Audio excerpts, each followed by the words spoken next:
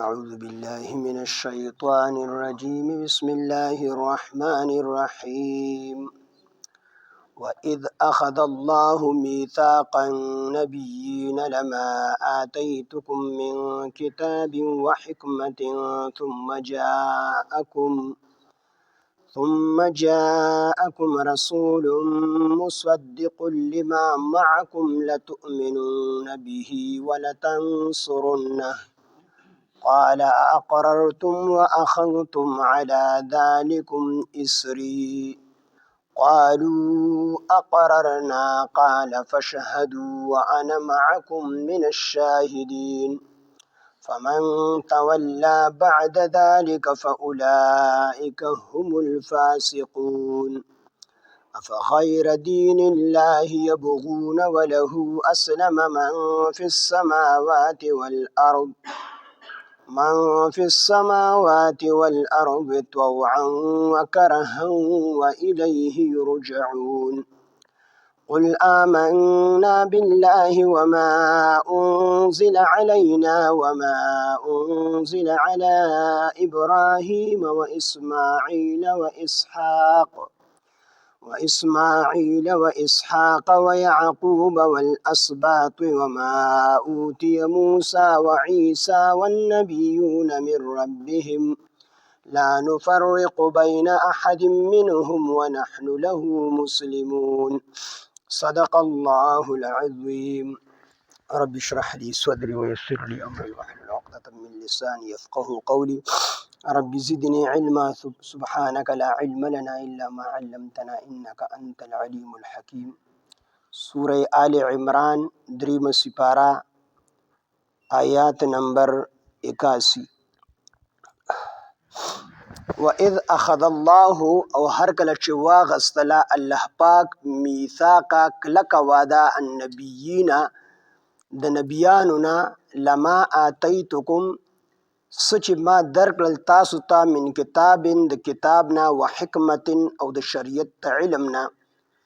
ثم جاءکم بیا راشی تاسو ته رسول محمد صلی الله علیه وسلم مصدق چې تصدیق کون کی وی لما د هغه سو معکم چې تاسو سره دی یعنی تورات لتؤمنن نو تاسو بخامخه ایمان روړی به په هغه باندې ولتنصرنه او تاسو بخامخه مدد کوئ د هغه. قال الله فرمایل اقررتم آیا تاسو اقرار کړی دی واخذتم ای قبلتم تفسیر جلالین ای قبلتم آیا تاسو قبول کړلا علی ذالکم په دې مضمون باندې په دې خبرو باندې چې تاسو به دغه پیغمبر مدد کوئ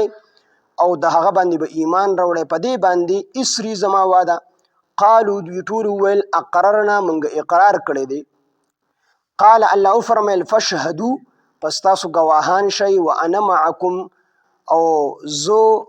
تاسو سره من الشاهدین د گواهانو نه په دې خبره باندې. اصل کې د نجران د عیسایانو د وفد چې کبر راغلی وو نو دی نبی علیه السلام سره مناظره وکړله. نبی علیه السلام دلایل ورکړل. دی چې کله لا جواب شو نو دی نبی علیه السلام ته وی چې بشکه ته د الله پیغمبر یې خو صرف د عربو د پاره یعنی د یهودو د نصاراو د اهل کتابو د پاره ته پیغمبر نه یعنی یهودو او نصاراو د پاره ستا پیغمبري منل پتا باندې ایمان راوړل دا لازم نه دي ته صرف د عربو د پاره پیغمبري. په دې باندې الله پاک جل شانه د آیاتونه نازل کړل چې واذ اخذ الله بشکا واذ اخذ الله او یاد که هغه وخت چې واغستل الله پاک میثاق کلک واده میثاق کلک واده ته ویل شي النبیین د پیغمبرانو نه نو د ټولو انبیاء علیهم السلام نه الله پاک جل شانه واده اغسته ده. دا واده ته کوم ځای کې اغسته ده نو بعضی مفسرین وایي چې دا واده ته په عالم ارواح کې اغسته ده چې کوم الله پاک جل شانه په عالم ارواح کې روحونه جمع کړل د ټولو نه دا واده واغسته الستو بربکم زستا رب یما ټولو په یو आवाज باندې وی قالو بلا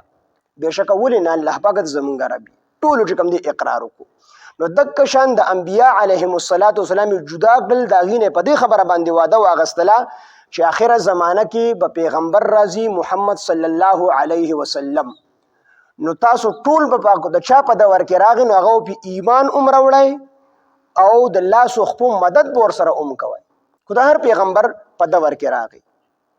او کو د چا په دور کې رانغی نو خپل امت ته به دا وصیت کوي چې دا پیغمبر د چا په دور کې راغی نو دی په ایمان وړي مدد به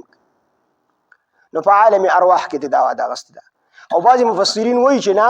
هر پیغمبر باندې جدا جدا وحی راغلی دا او جدا جدا ته الله پاک د نبی علیه السلام په باره کې واده اغست ده چې تاسو په دور کې دا پیغمبر راغی نو تاسو به مدد کوي او ایمان به وړي. وزلته کې سوال پیدا کیږي چې الله پاک جل شانه ته خود مخ کې او د ورستو ټول علم دی نو الله ته خو پته و چې نبی علیه السلام به د یو پیغمبر په دور کې نه راځي ان د پیغمبرانو نه به ورستو راځي نو بیا ته الله پاک دا واده ولې غستله ودایت د دې لپاره غستله چې د کوم وخت نه پیغمبر ته الله پاک جل شانه د پیغمبر نه دا واده واغستله پیغمبر د هغه وخت نه کلکه اراده وکړه الله پاک ته دغه کلکه اراده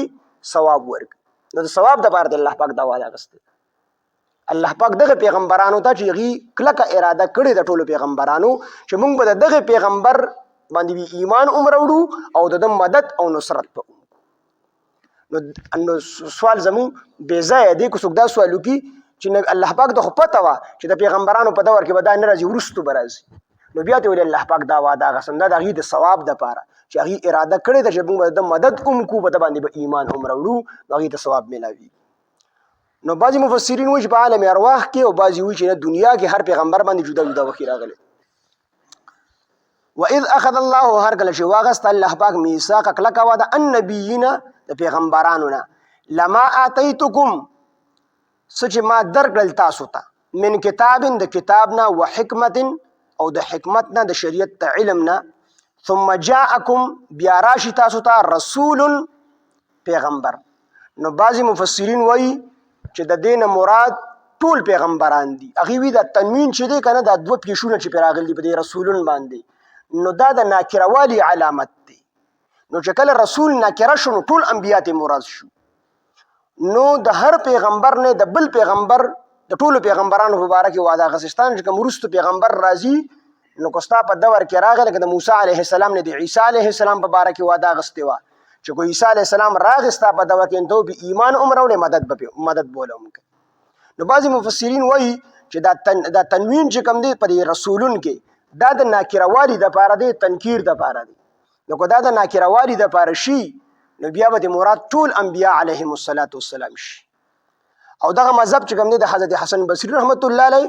او د قتاده رحمه الله دا غي دک مسلک چې هغه د دین ټول انبیاء مراد دي د ټول انبیاء مبارک الله پاک واده غسته. او بعضی مفسرین وایي چې رسولون کې دا کم تنوین دي دا لون دا دوه پیښونه چي دي دا چې کوم نه لتعظیم د تعظیم د پاره دي. تفسیر جلالین امید د تعظیم د پاره دي نه د محمد صلی الله علیه وسلم مراد دغه رنګ نور ګڼ مفسرین وایي او دغه مذهب دا د حضرت ابن عباس او د حضرت علی رضی الله عنه دي هغه وایي چې د محمد صلی الله علیه وسلم مراد دي چې صرف د نبی علیه السلام په باره کې د ټول انبیاء علیهم السلام نه واده اغست ده کو د چا په دور کې راغنو هغه مدد به کوي او ایمان به وړي هر پیغمبر به ایمان وړي او خپل امت ته هم دا وصیت پریدي چې کو تاسو په دور کې د اخر زمانه پیغمبر راغنو تاسو به ایمان وړي او داغه مدد به کوي او دا بکیږي یو سیس کو ټول نکی کنه سنا سو حاصل شي کنه. عیسی علیه السلام برازي په اخر زمانه کې او د دمشق چې کوم مسجد دی دا غي په مشرقي مناره باندې براکوزیږي هغه براکوزیږي او امام مهدی علیه السلام بدی هغه چې کوم دی مستور مخکې شي ورستو بشي عیسی علیه السلام د بيج تور مخکې شته مونږه هغه به نه په خپل شریعت نه چلےګم زبر د محمد رسول الله صلی الله علیه وسلم په شریعت باندې چلےګ نو هغه راستو نشي. نو حضرت عیسی علیه السلام با د حضرت امام مهدی علیه السلام چې د نبی علیه السلام امتی دي او نبی علیه السلام فرمایي چې د شکل زما د شکل پشانت دي امام مهدی علیه السلام او زما په اولاد کې دي د حضرت فاطمه رضی الله عنها په اولاد کې نو هغه ورمخ کې شو عیسی علیه السلام بس ورستو ودرېږي عیسی علیه السلام به د قرآن قانون چلی د نبی علیه السلام قانون بچلی خپل شریعت باندې چلی. نو د ټولو انبیو نه الله پاک دا وعده اغستې ده چې تاسو په دور کې کوراغ تاسو په ایمان راوړئ او داغه مدد به هم کوي. نبی اسلام فرمایي چې دا به زما امتیانو کو کوم پیغمبر زما په دور کې راغی او بیا زما امتی وي لکه د عیسی علیه السلام په دور کې. عیسی علیه السلام خپل دور خو تیر شوی دی خو اوس نبی علیه السلام په دور کې راغلی راضي به زموږ د ټولو عقیده ده نو دا به د نبی علیه السلام په امت کې شمارېږي په دې اعتبار سره. د نبی علیه السلام د شریعت پرچار به کوي د نبی اسلام په شریعت باندې به چلي. د دې وجې نبی علیه السلام فرمایي چې زه د ټول خلکو دپاره چې کوم دی رالیږلی شوی یو د دې حدیث څوک دا تشریح کوي چې د نبی علیه السلام د دور نه راواخلي تر اخر قیامته پورې دا د نبی علیه السلام د پیغمبرۍ دور دی. وی دا تشریح ټیک نه ده. وی صحیح تشریح دا ده چې د نبی علیه السلام دور دا د حضرت آدم علیه السلام د پیدایش نه مخکې شروع شوی دی تر قیامته پورې. ځکه نبی علیه السلام فرمایي کنت نبیا وی زه په هغه وخت کې نبي وم و آدم بین الروح والجسد په کوم وخت کې چې حضرت آدم علیه السلام د روح او د جسد په منځ کې په هغه وخت کې زه نبي وم. نو الله پاک جل شانه د ټولو انبیاو نه دا وعده اغستې ده. عیسی علیه السلام په آخره کې راځي او د نبی علیه السلام په شریعت باندې به خپل ژوند دیري او د هغه د لاسه به الله پاک جل شانه دجال ختموي قتل کي به بابلوت سره به دې قتل کې ختم به کړي. د هغې نه وروسته بیا ډېر ښکلی ژوند شروع شي د مسلمانانو. وإذ أخذ الله هر کله چې واغست الله پاک میثاق کلکه وعده النبیین د نبیانو نه لما آتیتکم څه چې ما تاسو ته درکړي دي الله پاک په تو فرمایي من کتاب د کتاب نه و حکمت او د شریعت ته علم نه ثم جاءکم بیا راشي تاسو ته رسول یعنی محمد صلی الله علیه وسلم مصدق چې تصدیق کوونکی وي لما د هغه څه معکم چې تاسو سره دی یعنی ستاسو د کتاب او ستاسو د شریعت موافق شریعت وي. څنګه تاسو عیسی علیه السلام او موسی علیه السلام او نور انبیا الله پاک یو مني دک شانتي یو مني او څنګه چې کوم اصول دي په اصول کې تاسو سره موافق وي. لتؤمنن تاسو به خامخا دغه لتؤمنن دغه تاکید دي خامخا به تاسو ایمان راوړی به په هغه باندې ولتنصرنه او خامخا به تاسو مدد کوي د هغه. قال دې ټول فرمایل قال الله فرمایل اقررتم آیاتاسو اقرار کړی دي د دې خبرې کوم چې تاسو سره ما وعده وکړه تاسو اقرار کړی دي واخذتم او تاسو قبول کړه علی ذالکم په دې باندې تاسو قبول کړه علی ذالکم په دې مضمون باندې مخکې چې کوم تیر شو اسری زما وعده الله ته وعده واغستله چې دا کوم مضمون تیر شو تاسو به دغه مدد کوئ او دغه باندې به ایمان راوړئ نو په دې باندې تاسو قبول کړله دا وعده زما علی ذالکم په دې باندې اسری زما وعده تاسو قبول کړله. نو قالو ټولو پیغمبرانو وی اقررنا مون اقرار وکړو. قال الله فرمایل فشهدوا پس تاسو گواه شئ وانا معکم او زه تاسو سره من الشاهدین د گواهانو نیم په دې باندې چې تاسو به دغه پیغمبر مدد او نصرت کوئ ایمان به پرې وړئ. فمن تولى پس څوک چې مخ واړي چا چې مخ واړو بعد ذلک وروسته د دې وعدې نه نو پیغمبرانو کې څوک مخ اړونکي نه وي خو د پیغمبران چې کوم امتیان دي هغه مخ اړي ځکه چې د پیغمبر نه وعده واغستلی شو نو د امت نه په طریقې اوله وعده اغستې ده. ځکه پیغمبر نه دا وعده واغستې تاسو به خپل امت ته وصیت کوئ که د آخر زمانې پیغمبر راغی تاسو په ایمان راوړئ مدد به کوئ. نو هر پیغمبر خپله ډیوټي پوره کړې ده وصیت یې کړی دی خو د وصیت نه وروستو چې د خپل پیغمبر خبره چا نه ده منلې نو دغه خلک مخ اړونکي دي لکه یهود او نصواره. فمن تولى پس چا چې مخ واړو بعد ذلک وروستو د دې نه فاولئک هم دا خلک دي هم الفاسقون د فاسقانو نه د کافرانو نه. افغیر دین الله آیا د الله د دین نه علاوه بل دین یبغون دوی غواړي دا خلک چې کوم دی کوم چې په نبی علیه السلام ایمان نه راوړي نو د الله د دین نه علاوه دا خلک بل دین غواړي ولهو اسلم او د هغه تابعدار دي یعنې د الله پاک تابعدار دي فرمان بردار دي من سچ فی السماوات په اسمانونو کې دي والارض سچ په ځمکه کې دي طوعا په خوخه باندې وکرها او په ناخوخه باندې په خوخه باندې او په ناخوخه باندې یعنی سچ په اسمانونو کې دي سچ په ځمکه کې دي دا کو په خوخه نو د الله پاک منون کې دي کو په ناخوخه نو منون کې څه مطلب د خوخه د ناخوخه نو دې کې مفسرینو مختلف تفسیرونه کړی دي. بعضی مفسرین وایي چې د طوعا نه مراد دا دی چې په اسمانونو کې فرشته او په ځمکه کې مسلمانان په خپل خوخه باندې د الله پاک عبادت کوي په خپل خوخه باندې د الله پاک عبادت کوي. او چې کوم کافران په جنگ کې په توره باندې مسلمانان کی یا کیدیان کی ځان سره راولي دلته کې په زور باندې نو هغه د یری اسلام قبول کی اخره کې ورستو الله پاک زړه اسلام کوس کی نو دی پناخوخه باندې اسلام قبول کړي طوعا نه مراد مسلمانان او فرشتي دي چې په خوخه د الله عبادت کی او د کرهن نه مراد هغه کیدیان دي چې په جنگ کې اونیسی کیدیان او غلامان کې ځان سره راولي ورستو اسلام قبول نو دا پناخوخه باندې دي او بعض مفسرین وایي چې د طوعا نه مراد مخلصین مسلمانان دي چې په خپل خوخه د الله عبادت کوي او د کرهن پناخوخه باندې چې عبادت کوي دینه مراد منافقین دي چې زړه نه غواړي خو پناخوخه باندې راځي عبادت کوي چې مون خلکو د ښکار نه شي مون منافقین نو پناخوخه باندې زړه نه غواړي چې زموږ وکما خو پناخوخه نه خولای سر راشي بوز وکي د پاره د چې زما غنفاق چې تخکار نشي او بعضی مفسرین وی چې د طوعا نه مراد د الله پاک تشریعي احکامات دي تشریعي دي ته وی لکه ایمان په الله باندې راوړل مونږ کول زکات ورکول حج کول نو دا انسان په خوخه باندې کوي او تکوینی دي ته وی چې وسړی بیمار شي نو کو د زړه غواړي کو نه غواړي خو دې منون کړي بیماری راتلون کړي یو سړی مړ شو نو کو دې غواړي کو نه غواړي خو دې مړ شوی د الله پاک مړ کړي یا په د باندې غم راغی په د باندې مصیبت راغی نو کو دې غواړي کو نه غواړي خو د باندې مصیبت راغلی نو د طوعا مراد تشریعي احکامات دي او د کرهن مراد تکوینی دي کو دې غواړي کو نه غواړي دې مړ کی نو دا پکې مختلف تفسیرونه دي وله او د هغه اسلم تابدار دي من هغه صف السماوات چې په اسمانونو کې دي والارض او چې په ځمکه طوعا په خوخه باندې وکرهن او په ناخوخه باندې و الیه هغه طرف ته یرجعون واپس کیدونکي دي قل او ده پاک حبیبه آمنا من ایمان راوړل بالله په الله باندې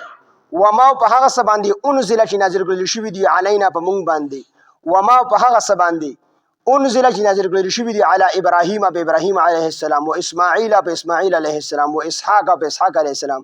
و یعقوب په یعقوب علیه السلام والاسباط او دغه په اولاد باندې وما او هغه سو اوتی چې ورکړل شوی دی موسی علیه السلام ته و عیسی علیه السلام ته د موسی او د عیسی علیه السلام نمونه چې کوم دی دا به په خاص تور باندې ذکر کړل ځکه چې دغلطه مخاطب چې کوم دي عیسایان او يهوديان دي دغه موجود والنبيون او ټول پیغمبرانو باندې من رب ټول پیغمبران نو باندې من ربهم چې د هغوی د رب د طرف ندي لا نفرق من فرق نکو بین احد په مابین د یو کې منهم د پیغمبرانو نه ونحن او من له د هغه مسلمون فرمانبردار یو تابعدار یو نو قل او ده پاک حبیب آمنا چې مون ایمان راوړل بالله په الله باندې او ما انزل په هغه څه باندې چې نازل کړل شوی دی علینا په مون باندې نو دې کې دغه يهود او نصاراو طرف ته اشاره ده چې يهود دی وی مونږ عیسی علیه السلام نه منو او عیسایان وی چې مونږ محمد صلی الله علیه وسلم نه منو دغه رنګ يهوديان وی چې مونږ محمد صلی الله علیه وسلم نه منو نو بعضی منی او بعضی نه منی نه زمونږ دین دادی او نبی علیہ السلام الله فرمایي ته دا وایا او خپل امت ته دې دا خبره وکا چې مونږ ټول انبیا چې کوم د الله رب العزت ته طرف نه پیغمبران راغلي دي مونږ ټول چې کوم دي سر پسترګو باندې په ټول باندې زموږ ایمان دی او مونږ د یو پیغمبر په شان کې د نوک او د اورې عمر ګستاخی کول دا کفر او شرک ظلم ګڼو د هر پیغمبر عزت او احترام دا مونږ د خپل ایمان جز او د خپل ایمان حصہ ګڼو ټول پیغمبران ګڼو په دې کې تفریق نه ګو فرق څه مطلب دا فرق نه مراد دا نه دی چې دې درجه په خپلو کې نشته دي او قرآن کې مخکې تیر شوی درېمه سپاره کې تلک الرسل فضلنا بعضهم على بعض بعضو ته الله په بعضو باندې فضیلت ورکړی دی په ټولو کې اوچته درجه د محمد صلی الله علیه وسلم بیا ورپسې د ابراهیم علیه السلام بیا داسې درجه په درجه باندې خپلو کې چې کوم دي درجې شته دي خپلو کې د ټولو درجې شته دي خو د الله نفرق نه څه مراد دی چې مونږ پکې د يهوديانو په شان دي او د عیسایانو په شان دي فرق نه کوو سره خپل پیغمبر منو نور نه منو مونږ ټول منو په ټول باندې مو ایمان راوړل دي د هر یو پیغمبر دغه احترام او عزت ته مونږ د خپل ایمان جزء او حصہ ګڼو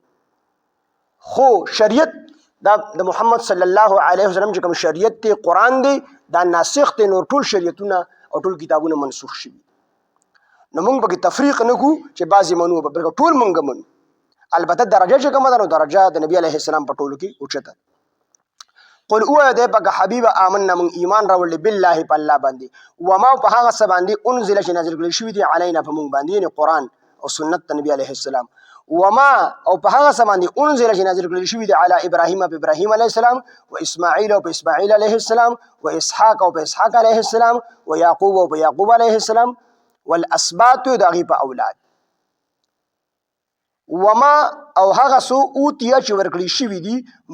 موسی علیه السلام ته و عیسی علیه السلام ته والنبیون ټول پیغمبرانو ته من ربهم د خپل رب د طرفنا ټول پیغمبرانو چې څومره صحیف ورکړي شوی دي هغه ټول باندې موږ ایمان لرو لا نفرق موږ فرق نکو بین احد په مابین د یو کې منهم د پیغمبرانو دا فرق پکې فرق نه مراد دا دی چې موږ پکې دا نکو چې یو پیغمبر منو بل نه منو بین احد بما بین د یو کې منهم د دوینه ونحن او موږ له د هغه مسلمون فرمان بردار یو تابعدار یو د الله پاک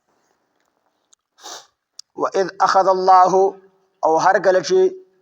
واغستل الله پاک میثاق کلک وعده النبیین د پیغمبرانو نه سباره کې د دې باره کې لما اتیتکم سچ ما درکل تاسو ته من کتاب د کتاب نه و حکمت او د حکمت نه ثم جاءکم بیا راشی تاسو ته رسول پیغمبر یعنی محمد صلی الله علیه وسلم مصدق چې تصدیق کوونکی وي لما د هاي کتاب معکم چې تاسو سره دی لتؤمنن نو تاسو به خامخا ایمان راوړی به په هغه باندې ولتنصرنه او خامخا به مدد کوي د هغه قال الله فرمایل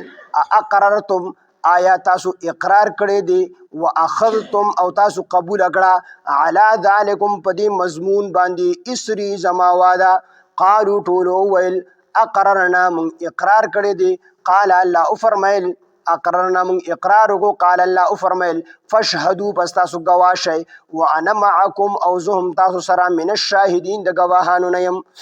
فمن تولى پس چا چې مخ واړو بعد ذلك ورستو د دی وادینا لکه د يهود او نصارو په شان دي فاولئک هم الفاسقون هم دا هلک چې کوم دي فاسقان دي هم دا هلک کافران دي اف غیر دین الله آیا د الله د دین نه علاوه بل دین یبغون دوی غواړي وله اسلم او د هغه تابعدار دي من سچ په السماوات په اسمانونو کې دي والارض سچ په زمکه کې دي طوعا په خوخه باندې وکرهن او په ناخوخه باندې و الیه او هغه طرف ته یرجعون واپس کېدل او یرجعون واپس کوونکي دي قل او ایوا د پاک حبیبا آمنا من ایمان راول بالله په الله باندې وما په هغه څه باندې انزل چې نازل کړل شوی دی علینا په مونږ باندې وما او هغه څه باندې انزل چې نازل کړل شوی دی علی ابراهیم په ابراهیم علیه السلام باندې و اسماعیل او په اسماعیل علیه السلام باندې و اسحاق او په اسحاق علیه السلام باندې و یعقوب او په یعقوب علیه السلام والاسباط او د هغوی په اولاد باندې وما هغه سو اوتیا چې ورکړي شوی دي موسی علیه السلام ته و عیسی علیه السلام ته والنبیون او ټول پیغمبرانو ته ټول نبیانو ته من ربهم د هغوی د رب د طرفنا لا نفرق من فرق نکو بین احد بما بین د یو کې منهم د پیغمبرانو نه ونحن له مسلمون او موږ د هغه تابعدار یو واذ اخذ الله هر کله چې واغست الله پاک میثاق کلک وعده ان نبیین د نبیانو نه لما اتیتکم سچ ما درکل تاسو ته من کتاب د کتاب نه و حکمت او د حکمت نه یعنی د شریعت علم نه ثم جاءکم بیا راشی تاسو ته رسول پیغمبر یعنی محمد صلی الله علیه وسلم مصدق چې تصدیق کوونکی وی لما د هغه سو معکم چې تاسو سره دی لتؤمنن تاسو به خامخا ایمان راوړی به په هغه باندې ولتنصرنه تاسو به خامخا مدد کوي د هغه قال الله فرمایل اقررتم آیا تاسو اقرار کړی دی واخذتم او تاسو قبول کړه علی ذالکم په دې مضمون باندې اسری زما واده قالو دوی اول اقررنا من اقرار کو قال الله فرمایل فاشهدوا پس تاسو گواهان شئ وانا معکم من الشاهدین زهم تاسو سره د گواهانو نه يم فمن تولى پس چا چې مخ واړو بعد ذلك ورستو د دې وادي نه لکه د يهود او د نصارو په شان دي فاولئک هم الفاسقون هم دا خلق فاسقان دي اف غیر دین الله آیا د الله د دین علاوه بل دین یبغون دوی غواړي وله اسلم او د هغه فرمان بردار دي من چې فی السماوات بسمانونو کې دي والارض یو چې بس مګي دي طوعا په خوخه باندې وکرهن او پنا خوخه باندې والیه یرجعون او هغه طرف ته واپس کولی